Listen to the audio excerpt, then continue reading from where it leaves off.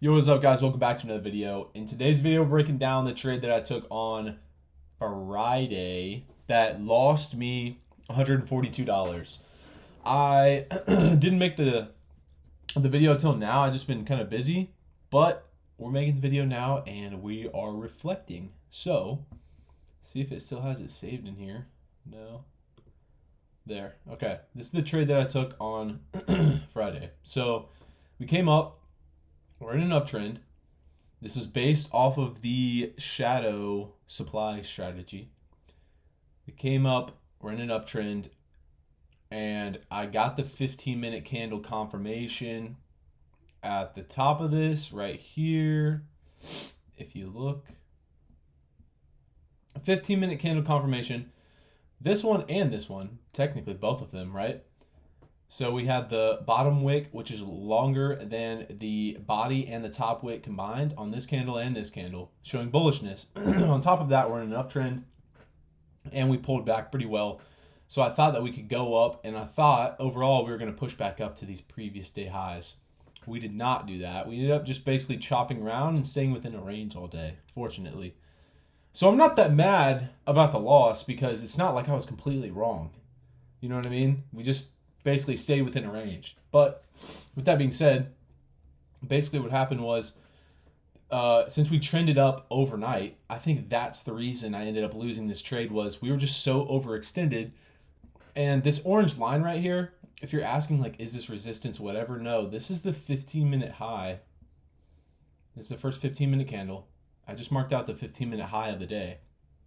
And, you know, we might have rejected after that and close back below it, but overall we still had that upside target to be able to take, and we were in a pretty bullish trend.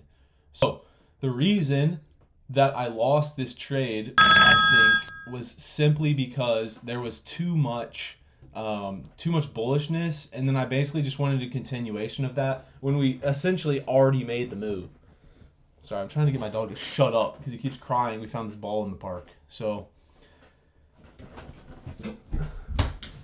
all right, so that's the reason why.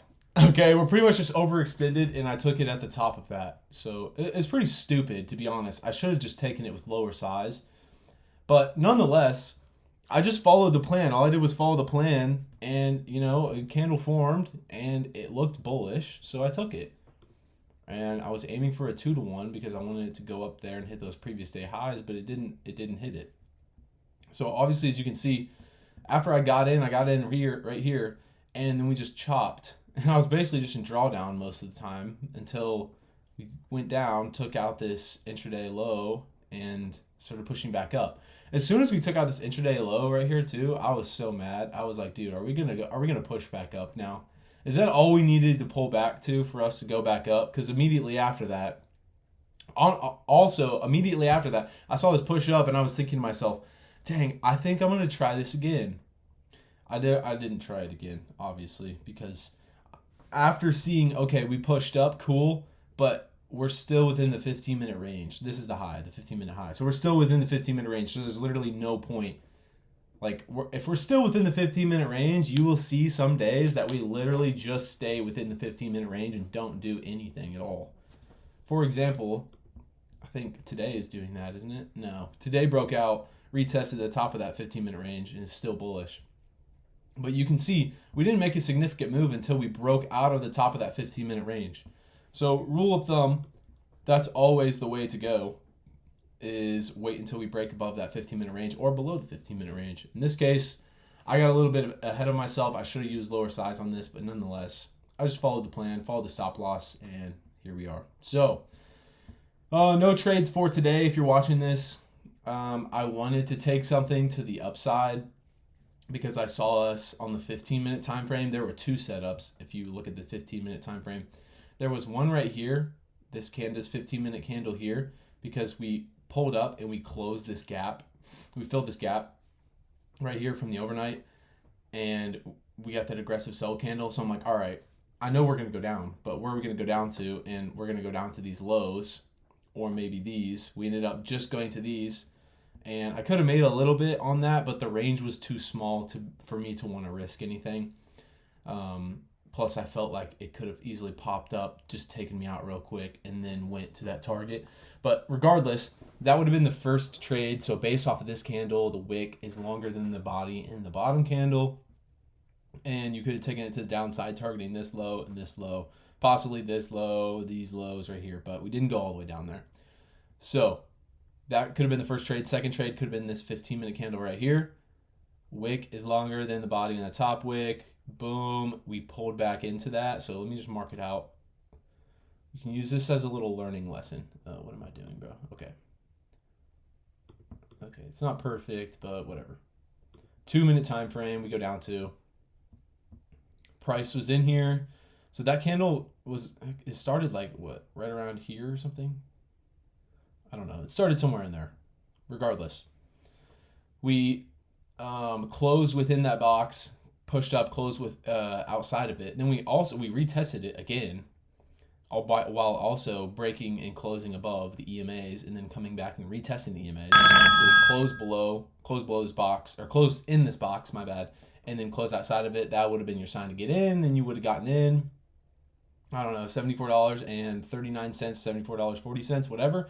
And then your risk would have been pretty much, whatever you're willing to risk. So in this case, mine would have been 50 cents. So mine would have been down here at 73.90. So not the exact low, but it doesn't matter because I already took those lows. So we're good.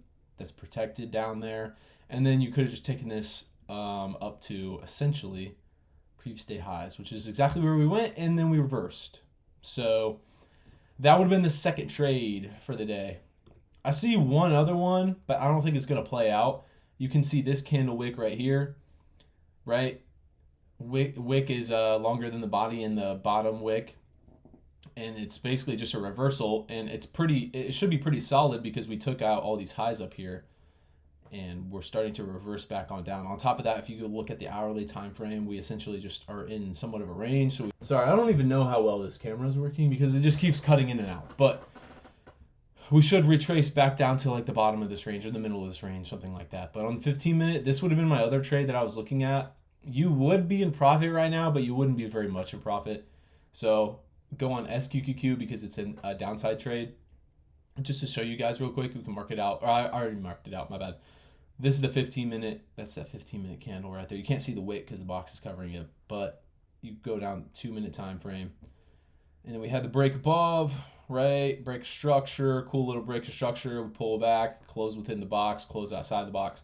Boom, you're in here at $22.20.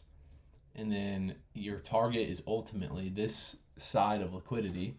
So around 27 cents, but you could be aiming for like 30 because it should sweep it by a little bit.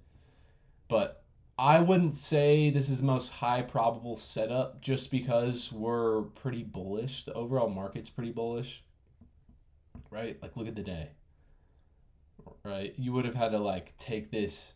You would have had to take this up here in order to make something, right?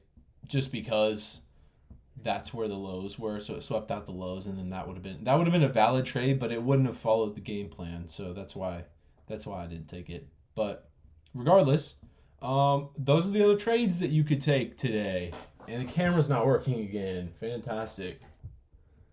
But regardless, thank you guys for watching today's video. Hopefully you'll learn something from this and can apply it to your own trading.